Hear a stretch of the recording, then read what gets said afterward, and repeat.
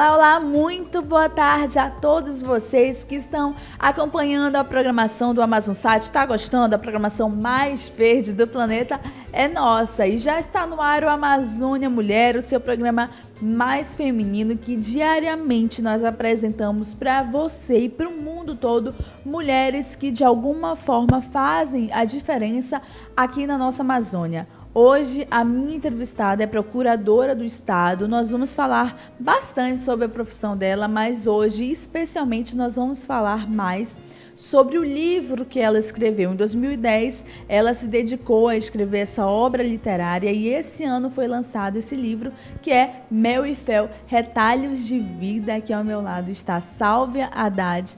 Sálvia, seja muito bem-vinda ao Amazônia Mulher. Obrigada, Paula. É um prazer estar aqui com vocês para falar do meu mais novo filho, né, de Mel e Fel. E estou pronta, estou preparada aqui para falar um pouquinho dele, para as pessoas conhecerem, né, das minhas razões, dos meus motivos que me levaram a escrever e divulgar, né, divulgar meu livro. Sálvia, você é formada em Direito, com 17 anos ingressou na faculdade, mas também fez 3 anos de Psicologia, não foi, Sálvia? Foi. Eu, na verdade, quando eu entrei na faculdade, eu entrei em Direito e entrei em Psicologia, né? E são duas carreiras assim que eu sempre fui muito apaixonada. Só que teve um momento na faculdade de Direito que me exigiu muito, eu precisei começar a estagiar, inclusive na faculdade de Psicologia também.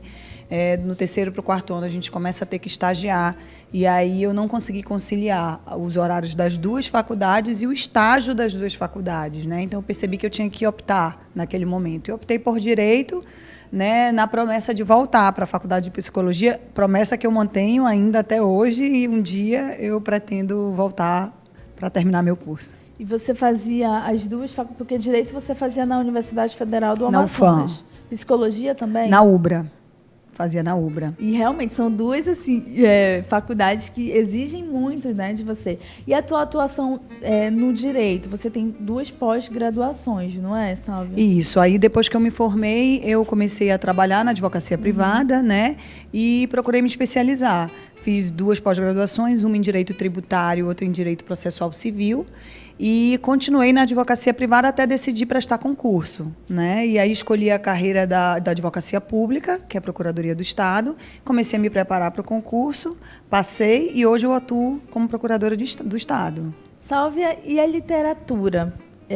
Como foi que entrou na tua vida essa área? Eu sei que para você fazer direito, se formar e trabalhar na área do direito também, você precisa ler muito, as leis, né, se modificam a cada ano, enfim. E como é que foi que a literatura entrou na tua vida? Pois é, que você acabou de falar, né, Paula? Quem se dedica ao direito tem que ler muito, né? E eu sempre gostei de ler e sempre gostei de escrever. Então, assim, na escola eu ia bem na redação, né? Então, eu tinha, assim, alguma coisa que demonstrava, né, alguma facilidade na escrita, na leitura. Mas, realmente, isso não desabrochou, né, nos primeiros anos, assim, da minha vida profissional, vamos dizer assim. Eu comecei a nutrir esse sonho de escrever um livro, de colocar no papel meus sentimentos e tal, um pouquinho antes de 2010. Mas foi em 2010 que eu comecei a colocar realmente no papel, de ter a vontade de escrever, de falar meus pensamentos, meus sentimentos a respeito de alguma situação que chamava a minha atenção por um motivo ou por outro. E eu disse, quer saber, há tanto tempo eu quero colocar no papel, mas eu nunca coloco, então agora eu vou colocar.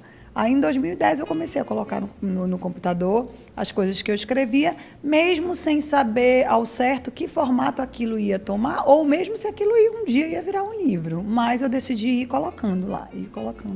E antes de tu colocar esses pensamentos e tudo que tu escrevia no computador ali, digitando mesmo, tu colocava onde? Como é que vinha essas inspirações para você escrever, tudo aquilo que você sentia? Olha, uma vez eu li uma frase de Rubem Alves que ele diz que a inspiração é como pássaros que pousam no nosso ombro. E eu me identifiquei completamente. Assim, a gente nunca sabe quando é que um pássaro vai pousar no seu ombro, né? Então, às vezes, você pode ficar o tempo todo num ambiente aberto em que tem muitos pássaros e o pássaro não pousar no seu ombro. E você pode estar numa situação completamente inusitada e você se deparar com um pássaro no ombro. Então, é assim, Paula, que acontece. É assim, por incrível que pareça.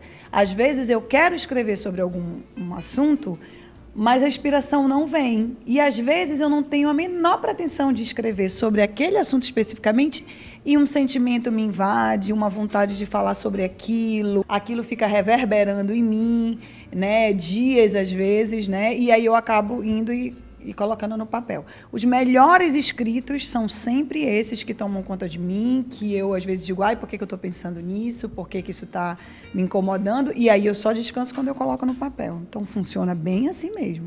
E os teus primeiros textos, Sálvia, tu te lembra? Lembro.